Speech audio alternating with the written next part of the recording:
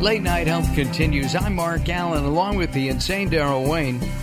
We're going to take a look at probiotics with our friend James B. LaValle. He's a registered pharmacist, certified clinical nutritionist, an author, metabolic expert. He has worked with the NFL, NBA, Major League Baseball, and the Pro Football Hall of Fame. So the real question is, James, which is America's sport? I think it depends which one you're interested in, but if you go by the ratings, I mean, the NFL probably trumps everything in terms of viewership, but everybody's a fan for something different. And, it's interesting. A lot of times, I mean, my practice is probably 80% non-athletes, but a lot of times they suffer from the same kind of issues. So athletes get under stress, their belly hurts. We get under stress, our bellies hurt. We start to get all kinds of dysfunction. So I think it's kind of interesting that we see that hey, you know what? People, fans of different sports don't realize that, sometimes these guys get pushed pretty hard. That's why we work on them. Well, at the same time, a lot of times what happens on the field where, happens in life. I mean, okay, a football player is getting hit every Sunday, but every now and then you get hit in a car accident and you have that stress. So let's talk about stress and probiotics. But wait, let's back up. What are probiotics? It's a great question. So basically, probiotics are the beneficial bacteria that live in your intestine, and they're involved in everything from how you absorb your nutrients to how your body's immune function works to how you metabolize your hormones to even signaling your hunger and appetite. So there's, probiotics have a wide variety of what I'd say participation in your health, or if it's gone bad, maybe you've taken a lot of drug therapy that's knocked out your probiotics, or maybe you're under a lot of stress, or maybe your diet isn't what it should be. When you don't have those probiotics and you have more unfriendly flora, that's where trouble starts to occur. And what about prebiotics? Because that's a term that's popping up now, too.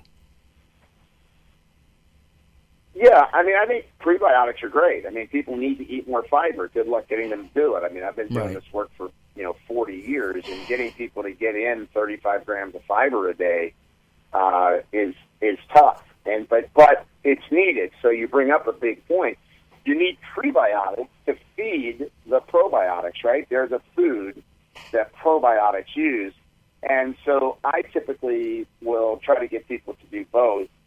Naturally, as they get healthier and healthier, a lot of times there's big dose probiotics out there, right? 40 billion, 100 billion, like a billion, right? Right. You don't need that amount forever, and I think it's more important to find strains that have been evidenced clinically so that you can actually say, oh, yeah, wow, there's been studies on this. And there's studies on its stability, and there's studies on when you put more than one probiotic together in a capsule that they're all alive at the date of expiration. It's a lot of issues around, taking beneficial flora because they're so in vogue now, and they're being, put in everything, right? Probiotic cereal, probiotic ice cream. Right. I like the one with potato chips. The one that I saw was probiotic cereal, but it had sugar in it. And it didn't make sense to me. Hey, well, you and me both. Yeah, I mean, it was almost like I agree with you. It's kind of counterintuitive. Diets that are higher in sugar and also higher in saturated fats. So a lot of people that are eating ketogenic diets actually are disrupting their microbiome. So diets that are high in saturated fat and high in sugar both end up disrupting your beneficial flora. I think we're doing a show on the keto diet in a week or so, which is a high-fat diet, if I'm not mistaken. Can you take probiotics with that? Will that help maybe not lose weight, which is one of the things that they're studying about probiotics, but that it'll keep your body healthy and going, so to speak? Well, I think when people do ketogenic diets, they should be for short bursts. I mean, I've worked around them for a long time now, and people just don't sustain it. They end up reverting back to their other eating plans, and they end up gaining weight back. I think it's a great short-term diet. I think in our cancer cases or in cases of seizures, we try to encourage people to try to do more of a ketogenic diet, but add fiber to their diet. So they should take extra fiber. So I think that's important. And yeah, so you would want to take probiotics and prebiotics if you're doing a ketogenic diet because it's known to knock off your good circulating flora. And in the keto diet and other high-fat diets, there are good fats and there are bad fats. I mean, animal fats, not so good, or does it not matter? Well, no, it really depends on, for example, at least what I have found. I just had a guy come in. He's an ApoE3/4 gene type. He was eating a ketogenic diet. His triglycerides went up to 600. His liver enzymes were elevated. His cholesterol and oxidized cholesterol was high. So I don't find that some people don't tolerate saturated fat. So that could be from coconut oil, that could be from dairy, or it could be from eating red meat or animal protein. I'm not opposed to any food. I'm opposed to foods that trigger inflammation in a person's body. And where the inflammation can start, there's different ways. One would be, hey, I'm a poor fat metabolizer, so that triggers what's called metaflammation or metabolic inflammation in the body. Or it could be, well, gee, my microbiome's a mess. I don't have beneficial flora. My immune system is upregulated in my gut, so I'm reacting to foods I normally wouldn't react to. So all of a sudden, I'm finding myself nut intolerant or gluten intolerant or dairy intolerant. And we see this all the time with people where their gut breaks down and then they start to become reactive. So it's, what we all want is this simple solution, right? Everybody should do this. Like keto people, everybody should eat keto. Vegans, everybody should eat vegan. The reality is, different diet approaches probably work differently for people. And what you really need to do is assess lab values, see where your body is shifting, make sure that it's shifting in the right direction. Because I'm going to tell you, just because you look lean on the outside doesn't mean you're healthy on the inside. Right, you can be bad fat in the inside. You could be inflamed on the inside. You could have no bad fat and still plaque your arteries, right? So right. It's a very interesting thing that I think, getting people to understand that eating vegetables is probably the one thing that everybody should do. And also the fact is that people are they want a pill. They don't want to buy a bottle of 30 pills. They want a pill to lose weight, and also at the same time that one pill should make them rich and maybe even famous. They want easy. And to me, all of this, the keto diet, being vegan, being vegetarian, and all the other combinations takes a 4-letter word. It's work. Am I correct in that? Well, look, I've taught 10,000 doctors integrative medicine over the last 30 years. I've done probably close to 100,000 patients. So the point is, it is work. There is no easy path. If you want who doesn't maintenance their house?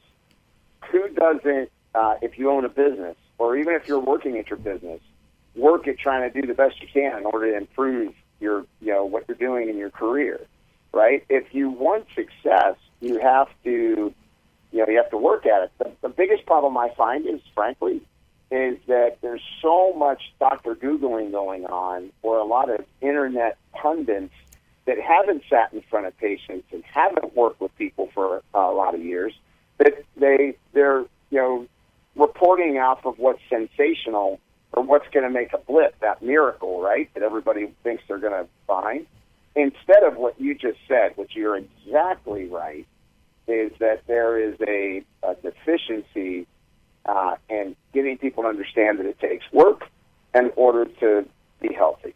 And it just does. And at the same time, you can do things to make that work easier by taking a probiotic and a prebiotic. Yes. Well, I think that given today's world, when you think about most people's diets are poor in vegetables and plant food. They're rich in refined carbohydrates, sugar, and saturated fats, right? People eat pasta, they eat tortilla chips, they eat quesadillas, they eat hamburgers, right? I mean, and then they eat sweets. I mean, I when you drive home today, just look for a broccoli shop and see if you find anyone selling broccoli. Just no broccoli shops. No broccoli shops. I have passed a Brussels sprouts. Plenty of liquor stores and plenty of donut shops. And I did pass a Brussels sprout stand once. Our guest, of course not. Actually, Brussels sprouts have become my favorite go-to vegetable at least once a week. James LaValle is our guest. He is a registered pharmacist, clinical pharmacist, board-certified clinical nutritionist, and we're going to continue our discussion on probiotics in just a couple of moments with James. Be sure to join us at latenighthealth.com, latenighthealth.com. Don't go away. More coming up as Late Night Health continues.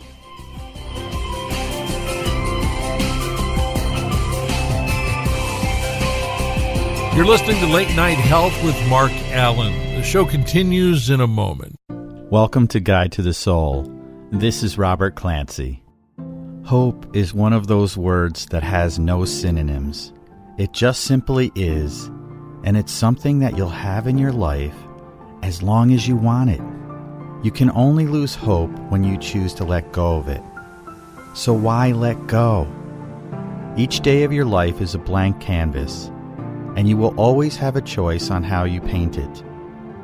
It takes courage to take a journey of hope, but it's up to you to take that first step.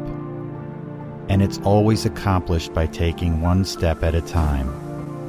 Hope is the greatest beacon you have to help you find your way out of the shadows of darkness, back to the light of a new day. For more inspiration from Robert Clancy, visit guidetothesoul.com or go to the Moments with Robert page on latenighthealth.com.